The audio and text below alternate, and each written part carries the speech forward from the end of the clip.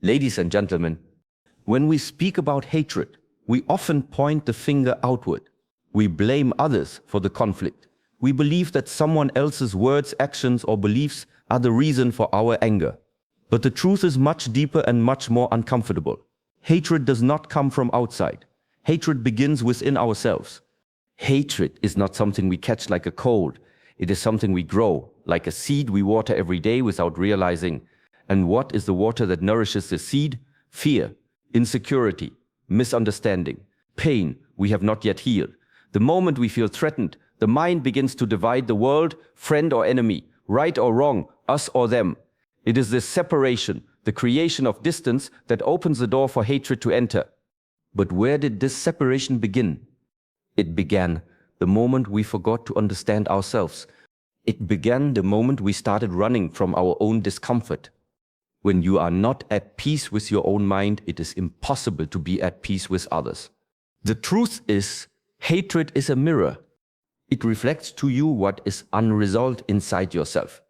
When you hate someone, it is often not because of who they are, but because of what they trigger within you. Perhaps they remind you of a part of yourself you have rejected.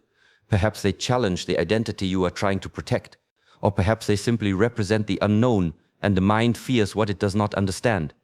The wise man does not waste time trying to control others. He learns to control the reactions within himself.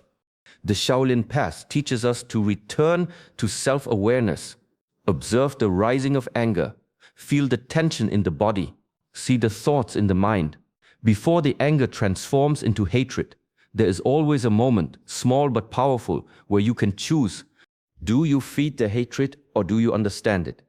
Understanding dissolves hatred, like the morning sun dissolves the mist. When you understand that the person in front of you is also suffering, is also trapped by their own fears, the hatred begins to fall away. But this is not a one-time lesson. It is a daily practice. It is like cleaning the window through which you see the world. If you do not clean it, dust will gather, hatred will grow. So ask yourself every day, what am I watering? What am I growing inside? The source of hatred is not out there, it is in here. If you want to end the hatred in the world, you must first stop the hatred within yourself. This is where the real training begins. Why do we hate each other? Why do small disagreements grow into lifelong battles? The answer is simple, but it is one we often resist: the ego. The ego is the image we create of ourselves. It is the identity we build brick by brick through our thoughts, our achievements, our beliefs. The ego is not evil. It is part of being human. But when we become trapped by the ego, we become obsessed with protecting it. And what does the ego fear most? Being wrong, losing control, appearing weak. So we fight, not because we are fighting for truth, but because we are fighting for the survival of the image we hold of ourselves. The ego always wants to be right. It feeds on comparison, on separation, on the idea that I am better, I know more, I am superior. And as long as this mindset continues, we will always find reasons to look down on others, to judge, to create distance. But the Shaolin teaching is clear. The need to be right is the cause of much suffering. When you argue just to protect your pride, you are building walls. When you hold tightly to your opinions and refuse to listen, you are closing the door to connection. True wisdom is not about winning debates. True wisdom is about seeing beyond the ego. Ask yourself, what is more important, to be right or to be free? The moment you let go of the need to always be right, you begin to feel a lightness inside you. You begin to listen, not to defend yourself, but to understand the other. You begin to see that every person, even those you disagree with, is living their life based on their own experience, their own suffering, their own limited perspective. When you realize this, compassion naturally arises. You no longer need to crush others to feel tall. You no longer need to win every argument to feel worthy. You understand that sometimes stepping back is more powerful than stepping forward. The ego will tell you, if I let go, I will lose. But the spirit will tell you, if I let go, I will finally be free. There is great power in humility. There is great freedom in surrender. And there is deep peace in realizing that you do not need to prove yourself to anyone. The ego seeks separation, but our true nature seeks connection. The ego says, me against you. Wisdom says, me within you. So choose wisely. Do you want to protect your image, or do you want to experience peace? This is a daily practice. This is the inner fight. And this is the way forward. We ended our last reflection with a question: do you want to protect your image, or do you want to experience peace? But even when you choose peace, you will find that the ego still tries to return in many subtle ways. It does not always shout. Sometimes it whispers. One of its most quiet but powerful weapons is projection. What is projection?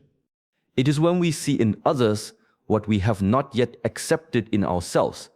Often, when we dislike someone, it is not because of who they truly are. It is because they reflect something within us that we are unwilling to face. Their words, their actions, their energy, they disturb something that is already unsettled within us. You see, the mind is very clever. It does not like to face its own shadows. So what does it do? It pushes the discomfort outward. It blames, it rejects. It labels the other person as the problem. In this way, we believe we are clean while others are dirty. We believe we are right while others are wrong. But what if the very thing that bothers you about someone else lives quietly inside you? The person you call arrogant, are you perhaps afraid of your own ego? The person you call lazy, are you perhaps judging the part of you that desires rest?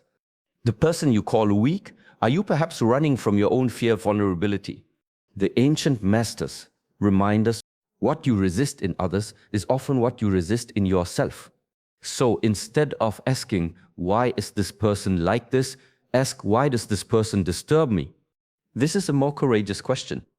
Because now you are no longer fighting outside, you are turning inward.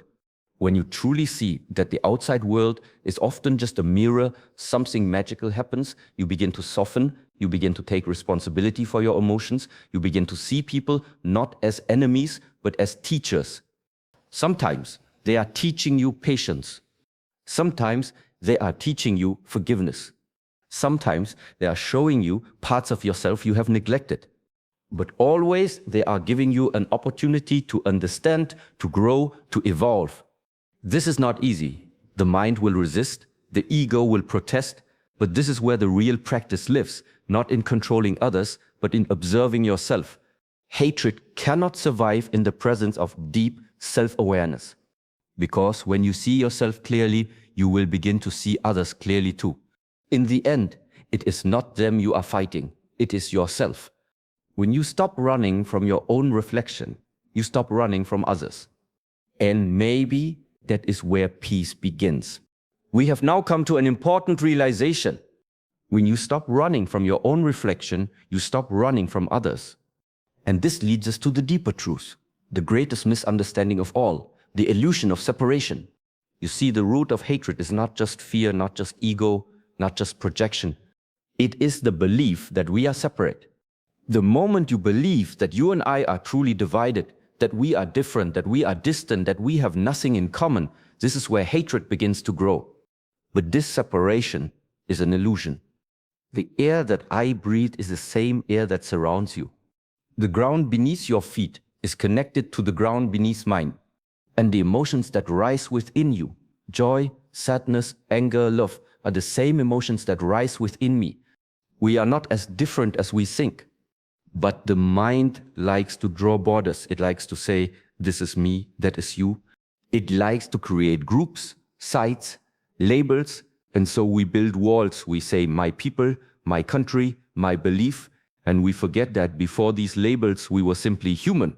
The Shaolin path teaches us to break these illusions not by force but by awareness. Look closely. Every person you meet is walking their own difficult path. Every person you meet has known pain. Every person you meet is searching in their own way for happiness, for peace, for freedom from suffering. When you see this, when you truly feel this, you begin to understand there is no other. The ancient sages say the enemy you hate is still a part of you. The stranger you fear is still connected to you.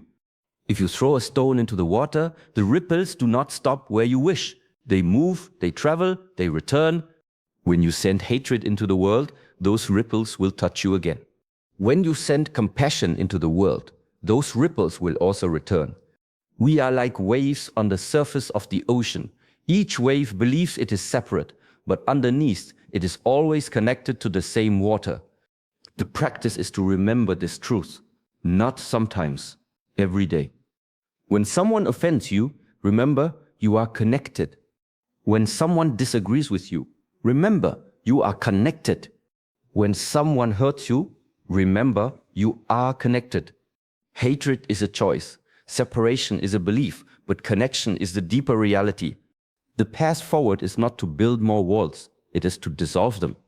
When you stop living as if you are separate, the need to hate disappears. And what replaces it is something far more powerful: understanding, compassion, peace. Thank you.